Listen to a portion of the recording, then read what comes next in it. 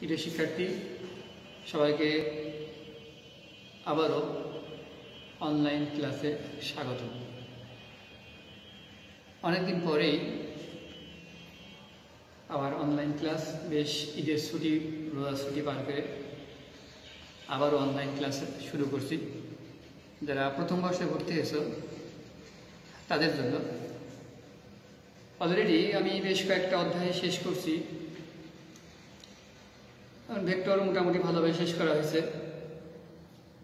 বেশ কয়েকটা অধ্যায় না, ভেক্টর হয়েছে, গতিবিদ্যার আংশিক হয়েছে। তো আজকে কাজ শক্তি ক্ষমতা করব।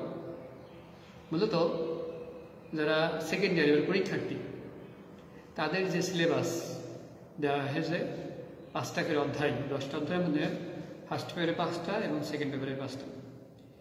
এই অধ্যায়গুলো তোমাদেরকে ফার্স্ট ইয়ার অর্থাৎ যারা ভর্তি হয়েছো তোমাদেরকে আগে শেষ করা হয়।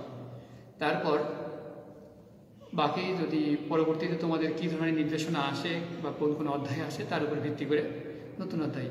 তো মূলত আগে এই 5টা অধ্যায়গুলো আমরা আগে শেষ করব। তো ফার্স্ট পেপারে ভেক্টর আছে, নিউটনিয়ান বলবিদ্যা আছে, কাজ শক্তি ক্ষমতা আছে, আর ওদিকে 10ম অধ্যায় আছে। 4টা মাঝে একটা অধ্যায় বাদ দিয়েছে, পর্যায়বৃত্ত গতি। এই কয়টা অধ্যায় আছে। তো আমরা আজকে কাজ শক্তি ক্ষমতা, তোমরা অলরেডি 9-10-এ কাজ কাকে বলে, কাজ শক্তি বা ক্ষমতা, এই 3টা সম্পর্কে তোমাদের আইডিয়া আছে। তারপরে আমি ইনিশিয়ালি থেকে শুরু করব। কাজ কাকে বলে?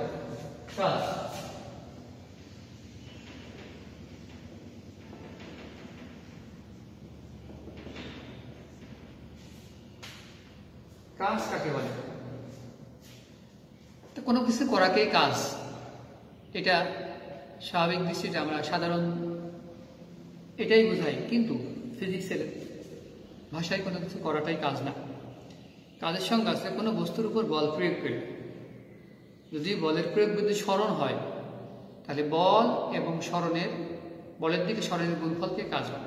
তাই কি বললাম? কাজ হচ্ছে বল গুণ বলের দিকে স্মরণ। আমি বল প্রয়োগ করলাম, কোনো স্মরণ হলো না, কাজও হলো না, কাজ শূন্য। আমি সারা এক জায়গায় চুপচাপ বসে আছি, কোনো বল নাই, কোথাও কোনো বল প্রয়োগ করছি না, স্মরণও নাই, তাহলে কাজ শূন্য। তাহলে কাজ কি? কাজ ইকুয়াল টু বল গুণ বলের দিকে স্মরণ। বল কাকে বলে? বল আগে বল এফ, বলকে কি দ্বারা এফ দ্বারা প্রকাশ করা হয়, গুণ বলের দিকে স্মরণ দ্বারা কি বুঝি আমরা? বল প্রয়োগ করছি, বলের দিকে স্মরণ, এটা দ্বারা কি বোঝা যায়? আমরা এর আগে ভেক্টরের উপাংশ বা লম্ব বিক্ষেপ সম্পর্কে কিছু ধারণা দিয়েছিলাম, আইডিয়া দিয়েছিলাম। উপাংশ বা লম্ব বিক্ষেপ কি জিনিস? একটা বস্তু আনুভূমিক, এটা হলো আনুভূমিক তল আছে, এটা বলটা আনুভূমিক তল। একটা বস্তু আছে, আমি এদিকে বল দিলাম, বল দিক হচ্ছে এইদিক, কিন্তু বস্তুটা এইদিকে ঠিক এখন এইদিকে গেছে, সেটা এখন এইদিকে স্মরণ হলেও এখান থেকে এস ড্রপটা অতিক্রম করেছে, এখান থেকে এ বিন্দু থেকে বি বিন্দুতে পৌঁছাচ্ছে। বলের ডিরেকশন কিন্তু ছিল এই বরাবর, অর্থাৎ এই এ বি সি, এসি বরাবর বলের দিক, কিন্তু বস্তুটা গেছে প্রত্যেক এ বি বরাবর। বলের দিকে স্মরণ কি? এই বি বিন্দু থেকে যদি আমরা এসি বরাবর লম্বটা নিই, এডি লম্বটা নিই, তাহলে বলের দিকে স্মরণ হবে এডি। বলের দিকে স্মরণ কি? এডি। তাহলে বল প্রয়োগ করা হচ্ছে এসি বরাবর, আর বলের দিকে স্মরণ এডি বরাবর, কারণ বস্তুটা গেছে এডি বরাবর, বলের দিকে স্মরণ হবে কি? এডি। অর্থাৎ এটা ভূমি, এটা অতিভুজ দেখে আছে, ভূমি অতিভুজ দিয়ে কজ আছে, কজ থিটা সমান লেখা যেতে পারে ভূমি আর অতিভুজ। ভূমি কোনটা? এডি, অতিভুজ এবি। তাহলে এ বি সমান দেখা যায় এবি কজ থিটা। এবিটা আমরা এস বলছি, স্মরণ এস, এস কজ থিটা। তাহলে এই যে বল আছে এটা, আর এইটা হবে এস কজ থিটা। বলের দিকে সরানো হবে এস cos θ। এর আগে 19 আমরা করে আসছি বল গুণ বলের দিকে সরণ বলছি, কিন্তু এস লিখছি, কিন্তু এখানে এস লিখবো না, আমরা এস cos θ লিখবো। বলের দিকে সরণ হবে এস cos θ। তাহলে কাজ W সমান এটা, W সমান f s cos θ। এর আগে আমরা ভেক্টরে পড়ে আসছি, ভেক্টরে কি করছি, ডট গুণন a ডট b সমান ab cos θ করছিলাম। a ডট b এটা vector is equal to ab cos θ। তাহলে এখানে f s cos θ, তাহলে এটা লেখা যায় f ডট s। কাজ সমান কি লেখা যেতে পারে, কাজ সমান লেখা যেতে পারে বল আর সরণের ডট গুণফল। কি ক্লিয়ার? বল এবং সরণের ডট গুণ। সরণ একটা ভেক্টর, আমরা জানি s একটা ভেক্টর, বল একটা ভেক্টর, দুইটা ভেক্টর ডট গুণ করলে একটা স্কেলার আসে, সেটার কাজ। আমরা যদি কাজ স্কেলার আসে, কাজের কোনো দিক নাই, শুধুমাত্র মান আছে। তাহলে বল এবং সরণের ডট গুণফলই হচ্ছে কাজ। এবার কাজের একক, কাজের একক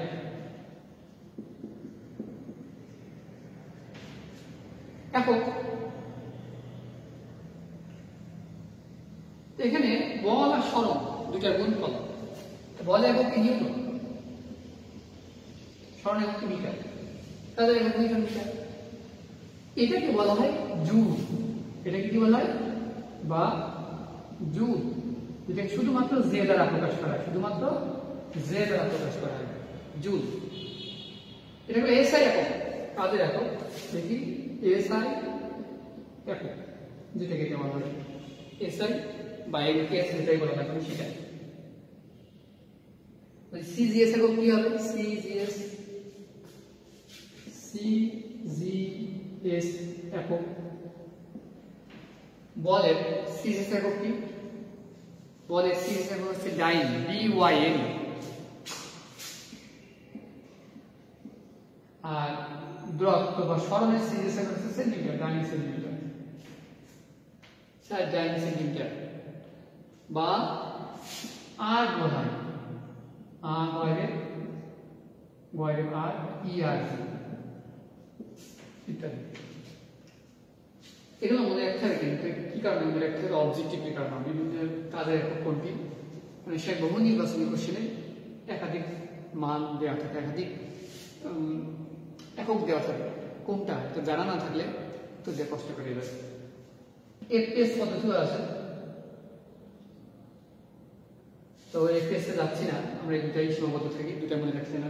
এফপিএস পদ্ধতিতে সাধারণত এককগুলো আসে না, এসআই এবং সিজিএস পদ্ধতিতে বেশি আসে। এটা গেল, তাহলে একক পেলাম। এইবার এটা মুছে দিই, এটা মুছে দিই।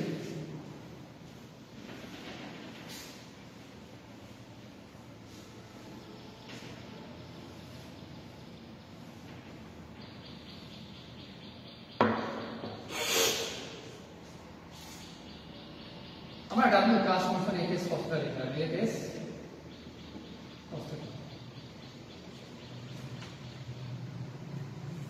কাজ দুই রকম, কাজ দুই ধরনের। আমরা জানি ধনাত্মক কাজ, ঋণাত্মক কাজ। ধনাত্মক কাজ বা বলের দ্বারা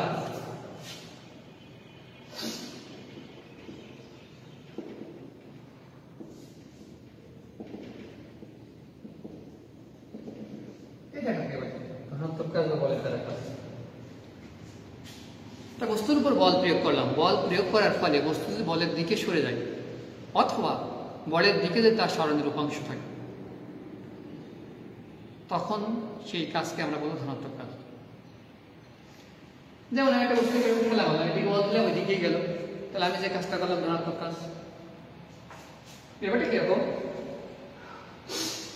একটা বস্তু এখানে আমি একটাকে দেখাচ্ছিলাম বলের দিকে, এইবার বল প্রয়োগ করা হচ্ছে, সেখান থেকে এদিকে সর্বস্থায়ী পরিবর্তন। সব কাজই ধনাত্মক, এদিকে গেল ধনাত্মক, এদিকে গেল ধনাত্মক, এদিকে গেল ধনাত্মক, এদিকে গেল ধনাত্মক। অর্থাৎ ধনাত্মক কাজের ক্ষেত্রে বলের উপাংশের মান ধনাত্মক হতে হবে। অর্থাৎ এস কস থিটা এর মানটা কি হতে হবে? ধনাত্মক হতে হবে। কিরকম?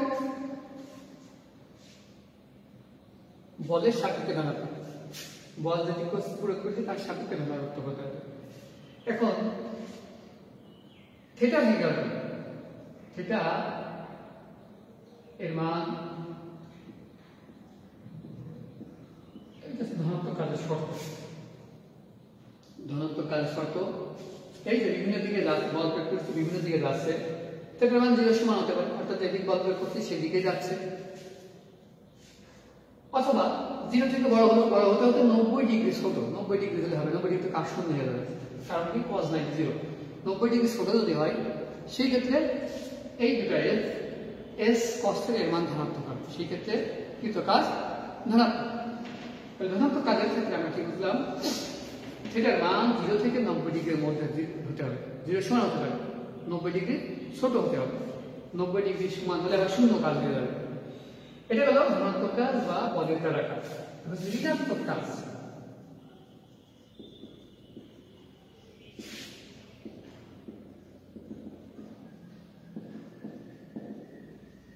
ঋণাত্মক কাজ বা বলের বিরুদ্ধে কাজ, এটা কাকে বলে? এটাকে পড়ে আসি, বল প্রয়োগ করে যদি বলের বিপরীত দিকে সরণ ঘটে, যেদিক বল দিচ্ছি সরণ সেদিকে না ঘটে বিপরীত দিকে, সেটাকে বলে ঋণাত্মক কাজ। কিরকম? বিভিন্ন ধরনের ঋণাত্মক কাজ আছে। অর্থাৎ তার আগে আমরা থিটার ব্যাপার স্যাপারটা দেখি, যেদিক বল। আর ঋণাত্মক কাজের ক্ষেত্রে 90 ডিগ্রি থেকে বড় হতে হবে থিটা, এবং 180 সমান হতে হবে। এই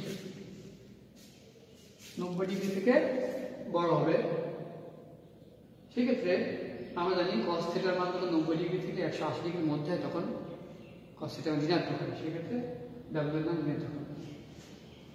এখন স্প্রিং আমি স্প্রিং এর এক প্রান্ত ফিক্সড আছে, এই প্রান্ত ফিক্সড,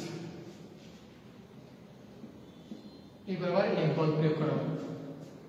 তো আমি বল প্রয়োগ করছি এই বরাবর, প্রয়োগ করে হয়তো দেখা যাচ্ছে যে স্প্রিংটা প্রসারিত হয়ে এখানে আসে,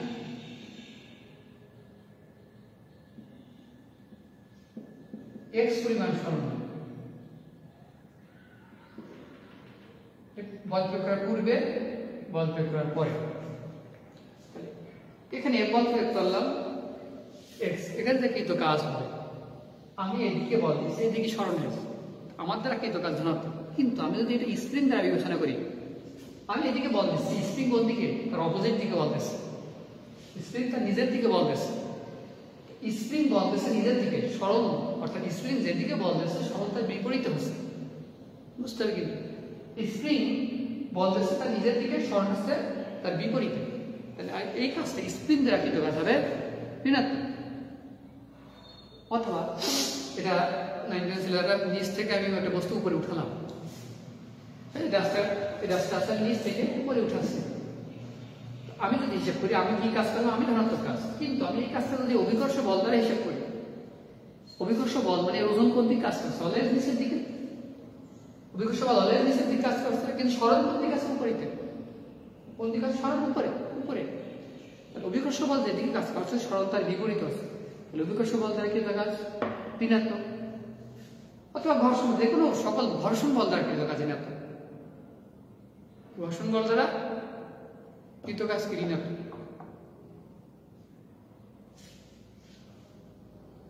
কারণ কি? একটা বস্তু একটা মেজের উপর একটা একটা বই আছে, টেবিলের উপর একটা বই আছে, ঠেলা মারছে, ঠেলা দিচ্ছে কিন্তু বল অনুভূত আছে, অর্থাৎ টেবিল আর বইয়ের মধ্যে একটা ঘর্ষণ বল আছে, যেটা কি করছে? আমার ঠেলা দেওয়ার এই বলটাকে বাধা দিচ্ছে, অর্থাৎ সামনের দিকে যেতে চাচ্ছে না বা তাকে থামাই দেওয়ার চেষ্টা করছে। এই যে আমি ঠেলা দিচ্ছি, ঘর্ষণ বল বাধা দিচ্ছে, মানে কি? আমি যেদিকে বল দিচ্ছি ঘর্ষণ বল তার অপোজিট দিকে ক্রিয়া করছে। সরণ কোন দিকে আছে? ঘর্ষণ বল অপোজিট দিকে ক্রিয়া করছে, তার বিপরীতে। তাহলে ঘর্ষণ বল দ্বারা যে কাজ হচ্ছে সেটাও দিলাম ইত্যাদি।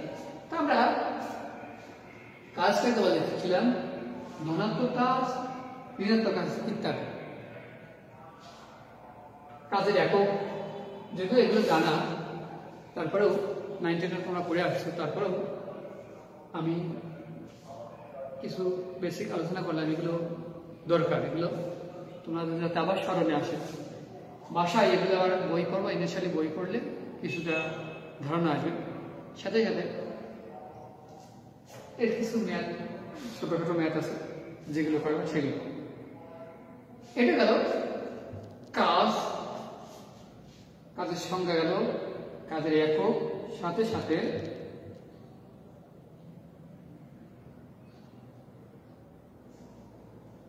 সাথে সাথে কাজের প্রকারভেদ ইত্যাদি।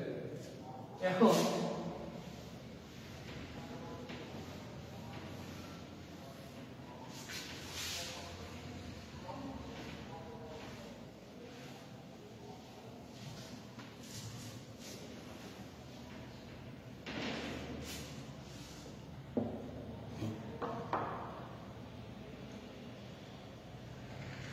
এইবার কাজটা বলতে অভিকর্ষ বল দ্বারা কৃত কাজ আছে, অভিকর্ষ বল দ্বারা কৃত কাজ।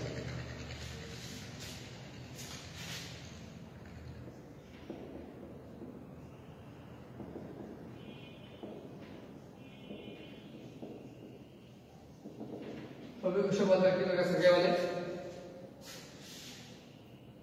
বল কোন বস্তুকে নিচ থেকে উপরে ফেলে।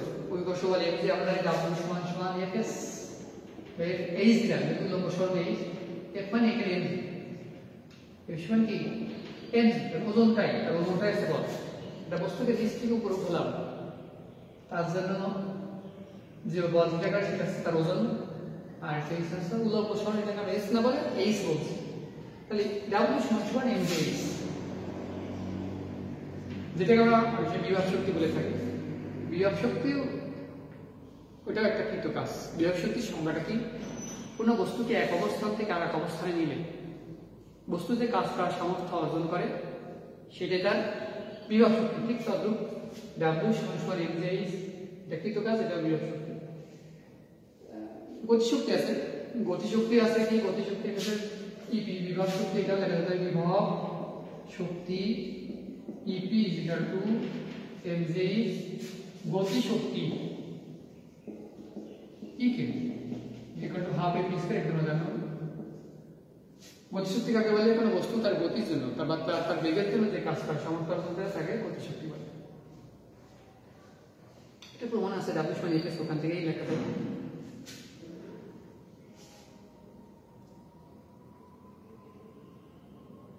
এখন তো আজকে যতটুকু পড়লাম এই পর্যন্তই থাক। নেক্সট ডে আমরা আবার এরপর থেকে আলোচনা করব। তো তোমরা সবাই বাসায় পড়বা, সাথে সাথে অল্প অল্পকে পড়ালে অল্প অল্পকে পড়ো, অল্প অল্পকে অনেক দূর এগিয়ে যেতে পারো। আমরা এই অল্প অল্পকে পড়েই কিন্তু আমরা অধ্যায় ভেক্টর শেষ করছি। আবার ওদিকে গতিবিদ্যার কিছু অংশ শেষ করছি। এই অল্প অল্পকে পড়েই কিন্তু আমরা অনেক দূর এগিয়ে যাচ্ছি। তোমরা যদি অল্প অল্পকে বাসায় পড়াশোনা করো, এই ক্লাসগুলো ফলো করো, কিছু সব 100% বুঝে যাওয়া তা না, কোনো সমস্যা থাকবেই। সমস্যা থাকা এটাই স্বাভাবিক। সমস্যা পরিপ্রেক্ষিতে কোশ্চেন করতে হবে, যেটা বুঝি নাই বা এটা কী হবে, তাহলে সেই ব্যাপারটা বা সেই সম্পর্কে ক্লিয়ার কনসেপ্ট আসবে তোমাদের। তো আজকে এ পর্যন্তই শেষ করছি। সবাই ভালো থাকো, সুস্থ থাকো। আসসালামু আলাইকুম, আল্লাহ হাফেজ।